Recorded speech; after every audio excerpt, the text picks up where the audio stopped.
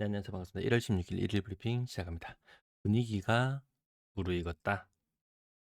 서울 아파트 값이 문정부 폭등기 때보다 지난 1년간 상승률이 더 높았답니다. 지역 평균으로 10% 정도 하면은 폭등이다 이야기할 만한 것 같습니다.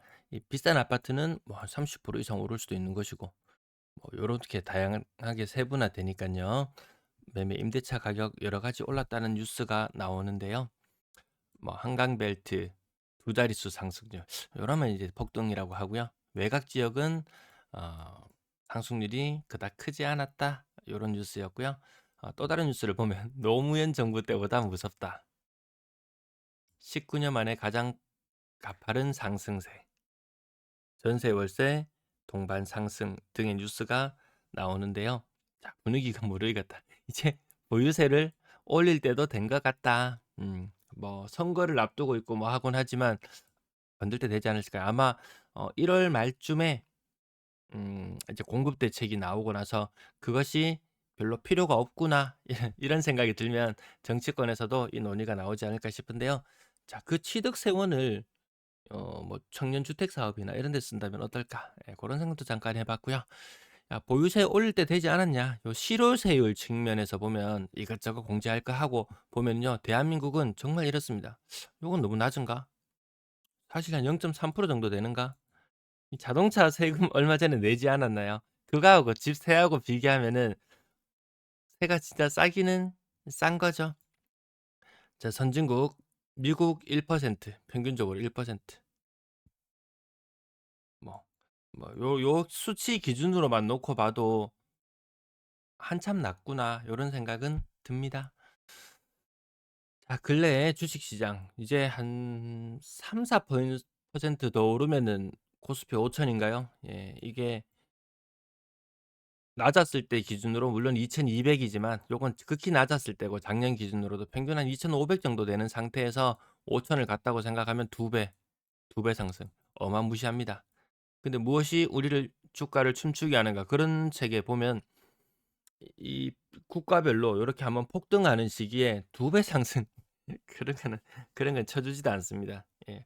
혹시라도 그런 상승장이 온다면 또 엄청난 포모가 또 생겨나지 않을까 싶기도 하고요. 근래 짚어 드리고 싶은 부분은 야, 1월 달에 들어 가지고 뭐한 요구불 예금이 거의 30조 나 감소했습니다. 1월 달이 지금 다 지나가지도 않았습니다. 이제 보름 정도 지났습니다. 근데 30조가 돈이 빠져나갔습니다. 아마 이것이 음 뭐 '주식 시장으로 많이 흘러가지 않았을까? 상당액이 이쪽으로 가지 않았을까?'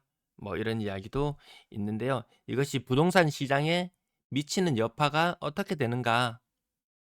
자, 은행 시스템적으로 봤을 때는 이제 예금 금리를 올려야 되는 이런 상황. 돈이 빠져나가니까. 이 대출 재원인 예금이 빠져나가니까. 요 측면도 한 가지 생각해 볼 수 있겠고요. 지금 30조지. 작년 25년 하반기 12월 달이었던 것 같은데요. 한 달 만에 20조가 빠져나갔습니다. 야, 은행 돈이 줄줄 셉니다. 그러면 예금 금리를 올려서 붙잡아 놔야 되겠는데 예금 금리 3%도 구경하기 힘든 게 현실입니다. 자, 또 다른 제가 질문을 해 봤는데요. 그 답을 보면은 은행의 대출 여력이 줄어든다는 것은 전체 큰 유동성에서는 뭐 M2 측면에서는 별로 영향이 없고 똑같죠. 뭐 여기 있던 돈을 여기로 옮기니까. 하지만 그 신용 창출이라고죠. 은행 시스템을 통한 통화 창출. 만약에 시중에 뭐 은행에 100억 예금이 들어오면 얘가 또 다른 은행으로 돌리고 예금하고 찾고 돌리고 이런 과정들을 통해서 얘가 한 10 배까지 돈이 불어나죠. 자, 100억의 돈이 들어오면은 자, 빌려주고 요런 메커니즘. 요거는 EBS 고런 데 보면 잘 나옵니다. 자, 30조 원이 은행에서 빠져나가 버렸다. 그러면 은행은 30조가 아니고 거의 300조, 300조 그 13배인가? 뭐 그럴 겁니다, 아마. 300조 정도의 잠재적 신용 창출 기회를 잃게 된다. 대출을 그만큼 못 해 준다는 말입니다.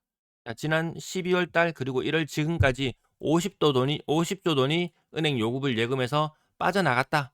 요구불 예금만 빠져나가겠습니까? 자, 요렇게 봤을 때 50조가 아니고 야, 대출 내줄 수 있는 여력이 이만큼이나 사라져 버릴 수도 있다. 요거 한 가지 포인트로 보시고요. 그다음 예대율, 예금 대비 대출. 요거 은행은 요거 맞춰야 되는 부분들이 있습니다. 그러면 대출을 중단할 수밖에 없는 상황 혹은 기존 대출을 회수해야 되는 상황. 이 극악으로 가면 이런 상황도 생각해 볼 수 있겠지만 우선 여기까지는 생각하지 않고요. 그다음에 시중금리 인상 요인 요런 것들은 금방금방 나타납니다. 어제 10년물 국채 금리가 3.499%까지 가는 것을 봤습니다. 아, 우리 기준금리 지금 2.5%지만 3.5%로 10년간은 유지해야 되겠구나. 야, 저금리가 오기가 쉽지 않겠구나. 작년 5월 달에 금리를 인하한 이후로 2.75 베이시스 포인트에서 2.5로 바꾸는 그 과정 이후로 금리를 뭐 연내에 한 번 내리고 내년엔 또 몇 번 내리고 이런 말들은 많았지만 그런 일은 없었어요. 자, 요금을 예금 급격하게 감소했는 시기 지금 그러하다. 지금 많이 줄어들고 있다. 자, 서울 거래량은 12월 달도 4,700, 1월 달도 오늘 예상치가 나왔는데요. 4,700건 정도. 자, 여러 가지 이렇게 시나리오가 있지만 제가 어느 것에 적용하는지는 매번 말씀드리기가 그래서 여기 노란색으로 표시를 이렇게 해놨습니다. 요 흐름대로 하자면 1월 달에도 거래량은 4,700건이 나오겠구나. 그렇게 본다면 서울의 1월 거래량 4,700건이면 이제 제가 여기 점을 찍어 보는데요. 그 예년에 1월 거래량 평균보다도 훨씬 높은 수치가 나올 수도 있겠다. 11호 대책 이후에 그렇게 꽁꽁 눌렀지만 11월 달의 거래량은 폭삭 주저앉았지만 12월 달의 거래량은 웬걸 예년 평균치를 웃도는 모습을 보여주고 있습니다.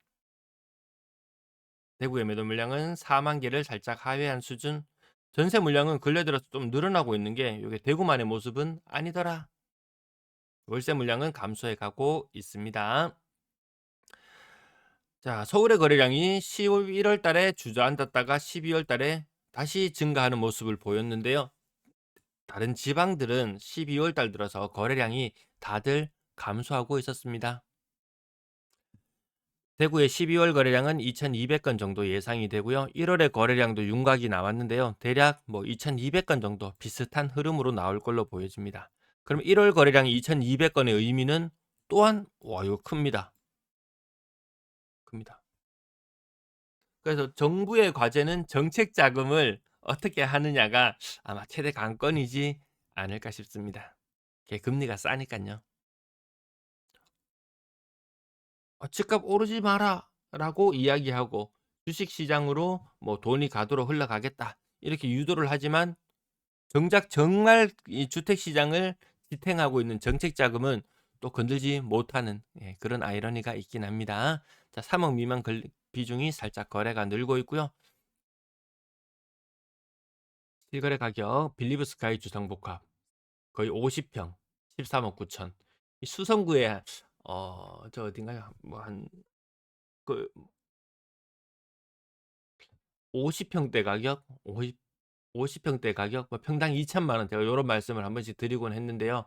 그 연식이 인제 뭐 거의 한 15년 20년 되어 가는 고런 것들이고 역시 신축이 세긴 세구나. 요 이전 거래가액은 13억 2천만 원 있었고요. W 13억 만촌 삼정 11억대, 버머 센트럴 부르지오 10억 5,700. 요 근래 들어서 계속 거래가 많은 것 같습니다. 수성 SK 리더츠뷰 46평 9억 6,900. 두산동이거든요. 야, 이 달서구 감삼동이 두산동에 빗댈 수나 있었겠습니까? 이 평형은 뭐 3평 차이긴 한데 금액 차이가 많이 납니다. 남산 롯데캐슬 센트럴 스카이 8억 6천 신고가 거래 2건 있었고요. 그리고 6억 이상 거래가 좀 줄어들었네. 오늘 뭐 일별 거래량으로 70건대 정도 수준밖에 되지 않으니까요. 소형평형도 대단하다. 남산 롯데캐슬 대단하다. 두력짜리 6억.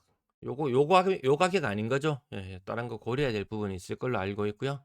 죽전역 에일리넷들 6억 800. 이 주상복합 아니고 인근에 있는 요 아파트 단지는 참 근래 들어서 많이 희소해지기는 했습니다. 6억 800.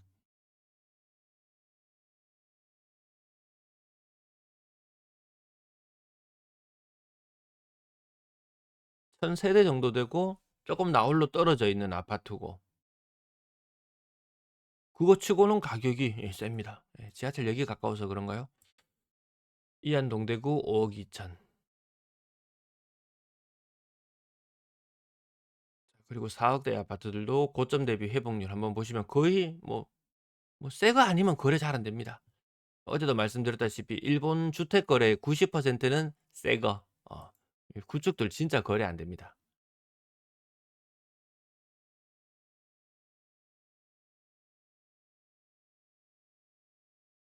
요 정도까지 볼까요? 네. 실거래 가격은 요 정도까지 확인해 봤고요. 1월 달 들어서 달서구 거래량, 수성구 거래량 한 10% 정도 차이. 그러면 수성구 거래량이 괜찮구나. 요렇게 보는 정도로 생각하면 되겠습니다. 분양권 거래량은 12월 거래보다 1월 거래량은 조금 못해지는, 조금 약합니다. 지난달보다 매물이 많이 줄어든 영향도 있을 것 같습니다. 전세 거래량은 1,400건대, 1,400건대.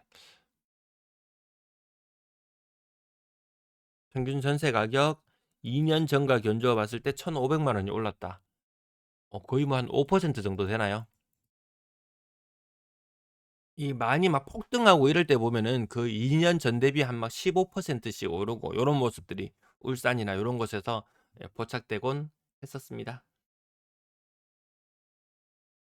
3억 미만 전세 비중이 급격하게 줄어들고 있습니다. 급격하게. 좀 특이하죠. 금리가 높아져 가지고 3억 미만 전세지만 똑같은 3억의 전세지만 은행 금리가 뭐 4%일 때랑 5%일 때랑 이게 또 다르거든요. 금리가 올라가게 되면 또 전세 가격은 또 조금 빠지고 그런 모습도 보여줘야 되는데 아까 이 5%보다 이 막대 그래프상에 2년 전 대비 5% 올랐네요 말하는 것보다 실질적인 체감 부담은 조금 더 커지는 것 같습니다. 월세 가격은 뭐 그렇게 큰 변화는 대구에서는 보여주고 있지는 않습니다. 시청 감사합니다.